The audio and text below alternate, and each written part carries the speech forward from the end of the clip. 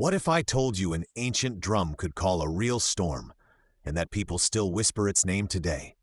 Stay with me, because in a few minutes you'll never hear thunder the same way again.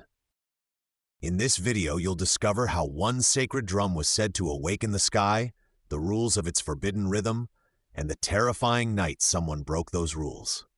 Watch until the end to hear the full summoning pattern.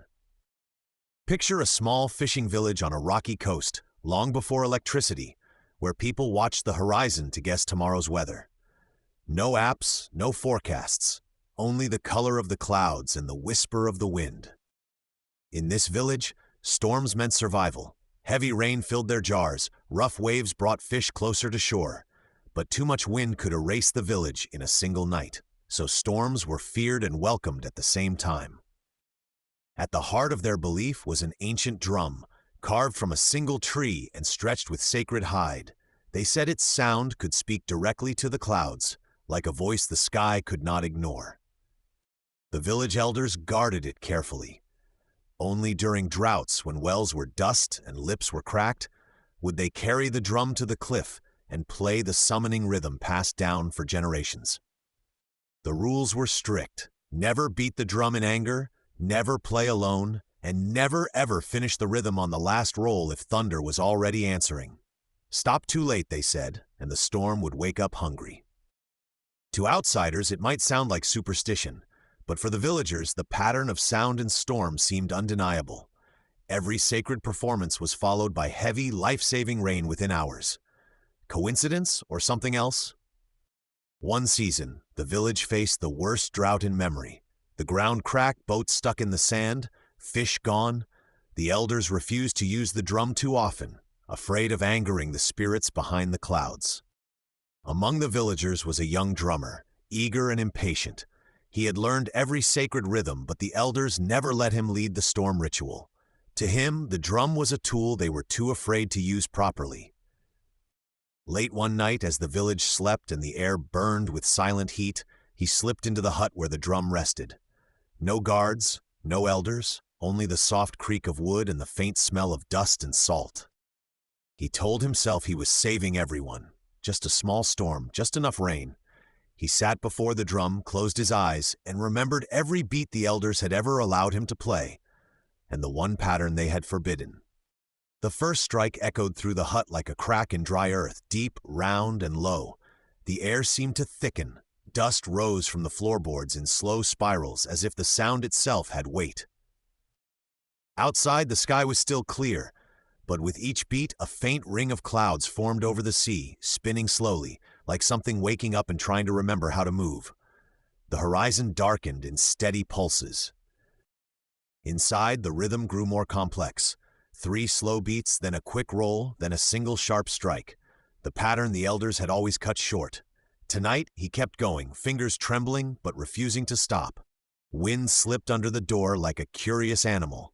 Flames in the oil lamps bent sideways, colors stretching. The wooden walls hummed in time with each hit, as if the whole hut had become part of the instrument. By the time he reached the middle of the forbidden rhythm, the village was shaking awake. Doors opened, dogs whined, the ocean heaved against the rocks. Above, the sky now turned a restless, unnatural green. The elders rushed out, robes whipping in the rising wind. When they saw the clouds spiral over the sea, their faces turned pale. They knew that shape. It was the same spiral carved into the rim of the ancient drum. They stormed toward the hut, shouting his name, but the sound of the drum drowned everything. Each beat now boomed like distant thunder, and for every strike a new fork of lightning scribbled across the sky. Inside, the young drummer reached the final section, the part no one was supposed to play once thunder answered. But outside, thunder had already arrived, overlapping his rhythm like a furious echo. He did not stop. The drum's surface glowed, its cymbals spinning slowly as if floating above the hide. With each roll, the room stretched wider, shadows bending in impossible angles. The last blow came down like a hammer on the sky. For a heartbeat, everything stopped. No wind, no sound, no waves. The ocean flattened into a sheet of dark glass. Then, from the center of the spiral cloud, the storm dropped, straight down like a pillar of roaring rain and wind. Rain hit the village in thick, blinding curtains. Roofs groaned, boats snapped free, trees bent like boughs. Yet the drum kept ringing, a low, endless note, as if the sky itself was now beating along. Realizing the danger, the elders forced their way inside the hut. Together, they grabbed the drum and flipped it, pressing the skin against the floor, muffling its voice. The sound cut off, sliced clean from the night. Outside, the storm still raged, but without the drum's guidance, it began to wander, to lose focus. Rain spread out along the coast instead of hammering only their cliff. The village was battered but still standing. When the sun rose, the ground was soaked, wells brimming, but half the boats were gone and several roofs lay in ruins. The villagers looked at the sea with mixed feelings, grateful for water, shaken by the price. The young drummer, now silent, listened as the elders spoke. They didn't destroy the drum. Instead, they sealed it in a stone circle beyond the village, swearing it would be used only when all other hope was gone. So, was it magic, or just a myth built from coincidence and fear? Maybe a strange weather pattern matched their rhythm by chance. Or maybe sound and storm are more connected than we understand.